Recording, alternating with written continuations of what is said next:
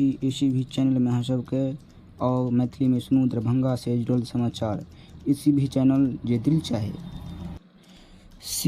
CHC परिसर में लागल कचरा के अंबार अलीनगर प्रखंड मुख्यालय बाजार के दायरे में करीब 1 दर्जन छोटका बड़का सरकारी आ निजी अस्पताल अछि आ क्लिनिक नर्सिंग होम अछि। एहि सब जगह पर ठीक से कचरा के निस्तारण नहीं भऽ रहल छै।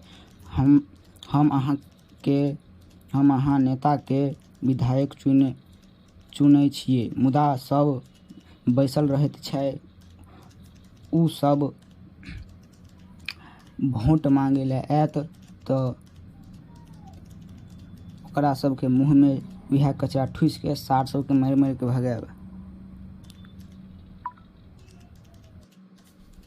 सार के फिर देसी शराब के साथ एकटा तस्कर गिरफ्तार भेल।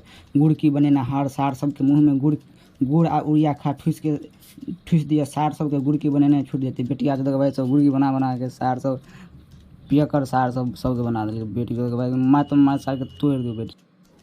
दरभंगा में मैथिली पुस्तक के विमोचन कयल गेल अछि।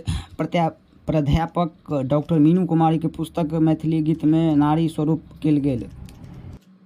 बेनीपुर में LFT के टीम कल्याणपुर गांव में 12 अक्टूबर के गुप्त सूचना के आधार पर छापामारी क 16 लीटर देसी शराब नष्ट क देलक।